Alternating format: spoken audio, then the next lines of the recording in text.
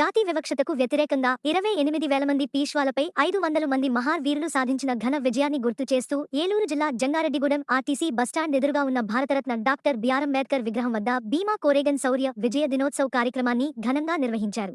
అలాగే అంబేద్కర్ వాదులు, ప్రజా సంఘాల నాయకుల ఆధ్వర్యంలో డాక్టర్ బిఆర్ అంబేద్కర్ చిత్రపటంతో ముద్రించిన నూతన సంవత్సర క్యాలెండర్ను ఆవిష్కరించారు.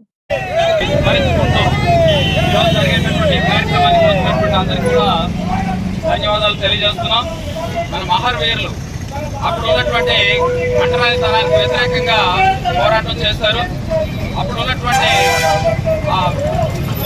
మహర్ సైన్యం అంటరానితనాన్ని నిర్మూలించాలని చెప్పి మాకు సహాయం చేస్తామని అప్పుడు మహారాష్ట్ర సైన్యం అడిగినప్పుడు వాళ్ళు తిరస్కరించినప్పుడు మన మహర్ సైన్యం 500 మంది 25,000 మందికి పైగా ఉన్నటువంటి సైన్యాన్ని ఓడించి విజయాన్ని అందించినటువంటి సందర్భం.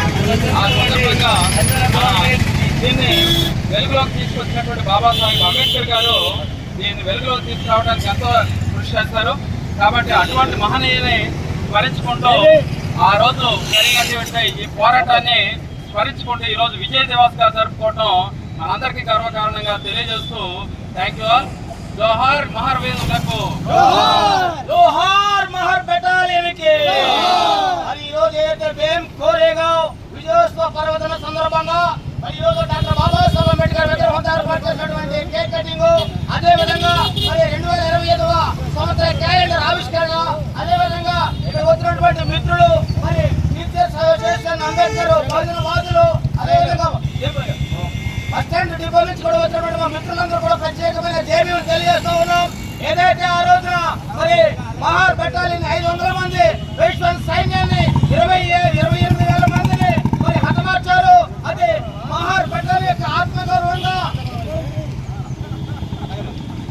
ఆత్మగౌరవంగా చూపిస్తూ మరి ప్రతి సంవత్సరం కూడా మరి మన వీరులు మహార్ వీరులు ఆ రోజున చేసినటువంటి గొప్ప త్యాగానికి చిహ్నంగా మరి ఈ రకంగా మనం